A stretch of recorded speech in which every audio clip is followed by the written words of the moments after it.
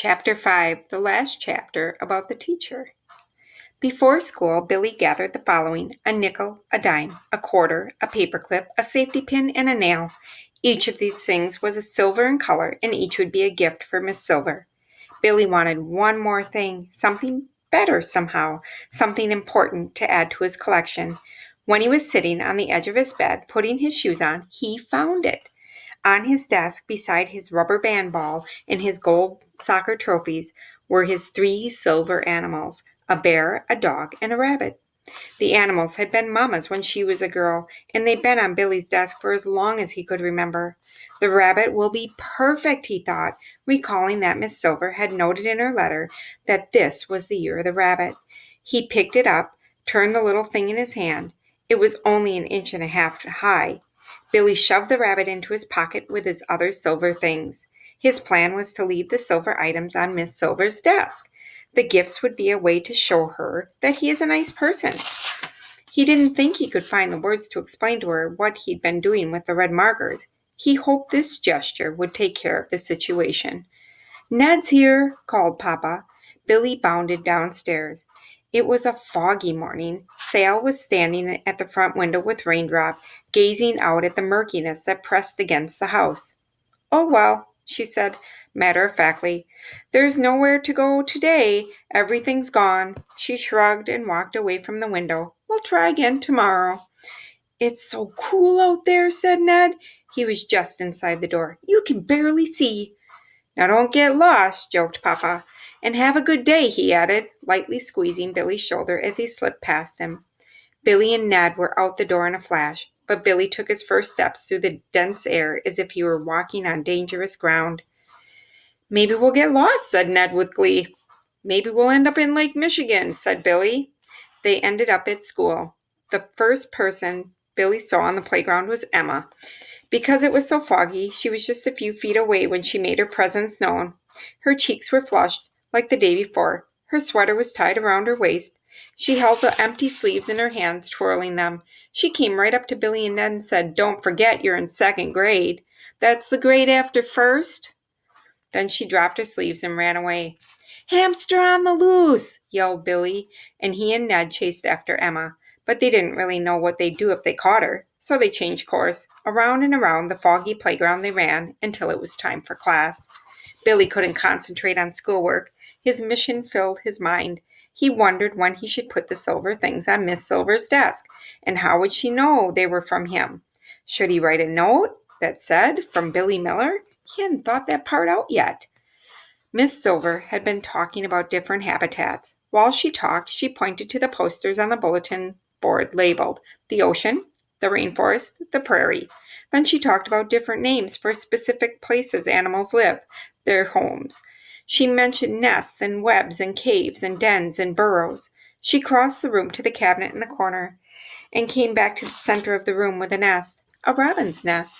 She carried the nest to each table with both hands low so that everyone could see it. When she came to Billy's table, she leaned forward and extended the nest across the tabletop as if she were offering a bowl of snacks. Billy's eyes went right to Miss Silver's chopsticks, which were mere inches from him. Then he tried to catch her eye and smile at her, but she was focused on the nest. Next, the students were told to write or draw in their journals. "Share your thoughts about habitats," said Miss Silver. "Draw where you'd like to live if you were an animal." "Under the sea," said Ned, reaching for a bin of markers. "I get the blue ones." "A castle for me," said Emma, "with lots of pink towers." "That's not a habitat," said Billy. "It is if you're a royal mouse," said Emma. Grace didn't say anything, but she began a pencil drawing of the most intricate, delicate web Billy had ever seen. Billy picked up a black marker because he was in a black mood, and he just sat there staring at a blank journal page. "What are you doing?" said Emma. "Nothing," said Billy. "As usual," said Emma. Billy gripped the marker fiercely and covered the page in his journal with black scribbles, leaving space at the top to write. "Inside of cave," he added. "Bat habitat." After looking to the bulletin board to see how to spell habitat, he wasn't a great speller, but now he could add habitat to the list of words he knew how to spell. He realized that it was one of those words that was spelled exactly as it sounded, even though it was a big word. When the bell rang, the signaling started Signaling the start of morning recess, everyone but Billy sprang up and quickly formed a ragged line in front of the classroom. Billy lagged behind. He pretended to look for something under his chair. He thought he could wait until everyone had left the room, then placed the silver things on Miss Silver's desk unnoticed. "Come on!" Ned called in a loud whisper. Billy ignored him and scrambled around on the floor. "Everyone listen," said Miss Silver. "Go to your locker if you need a jacket. Then you may go outside." She was moving towards Billy. "Do you need help?" she asked in a private voice. "No." Billy scooted under the table. He stared at the floor. He didn't know what to do. Miss Silver must have seen Billy's journal because she said, "Are you a bat? Is that your cave?" She pulled a chair aside. "Come out of your cave, Bat." Billy moved out from under the table and stood. He glanced around. It was only the two of them. He was alone in room 2 with Miss Silver. He wished he were home with Papa and Sal. "Are you feeling okay?" asked Miss Silver. Billy tried to nod, but his head and neck felt glued in place. "Is there anything you want to tell me?" Billy wriggled his hand into his pocket and pulled out his silver things. The nail got caught and made a little rip in his pocket. His hand was clammy. "Here," he said. "These are silver like your name." Miss Silver took the items and held them in both hands the way she had held the nest. "Are these for me?" she asked. Billy inclined his head shyly and softened his voice to a whisper. "I'm really a nice person," he said. He couldn't look at her, but he could feel her eyes upon him like a net. His heart was thrumming. "I can tell you're a nice person," she said. Billy sighed.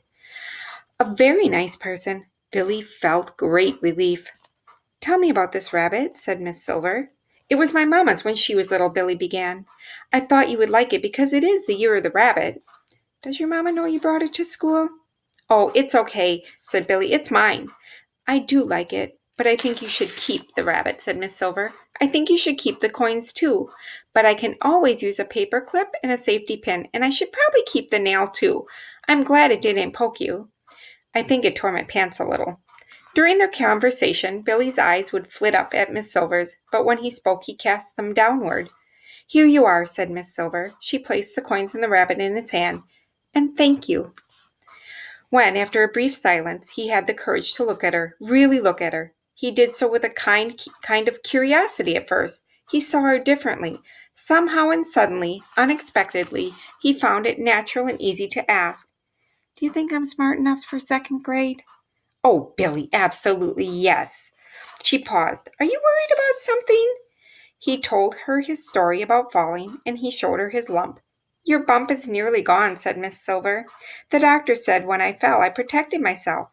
"Well, that was smart of you," said Miss Silver in a voice that was clear and kind. "You are very smart." Billy blinked as if by doing so he could replay Miss Silver's last remarks. The doctor in Minnesota had said Billy was lucky, but Miss Silver had just said that he was smart. Smart! That one word, said in Miss Silver's voice, made him feel as if he were filled with helium like a balloon and might rise off the floor. "If you go quickly, you'll have time for recess," said Miss Silver. "And thank you for my silver things." "I like your chopsticks," Billy said over his shoulder as he hurried out of the room. When he got outside, he couldn't believe it. The fog had lifted. The sun had burned through the damp air. Everything was bright, sharper. He spotted Ned and some other kids in a cluster at the far end of the playground. He rushed towards them. He couldn't help smiling. Even as he ran, he doubted he'd tell anybody about his talk with Miss Silver. There really was nothing to say, even to Mama and Papa. "Hey, Ned!" he shouted. He said no more until he reached his friend, but his mind was sending off sparks. "It's only the 2nd day of school," he thought happily, "and my teacher said I was smart." That sounds like it's going to be a good year, and maybe it is going to be the year of Billy Miller. Part 2 is going to be all about his father. I can't wait to see what that does with all the creative things that he does.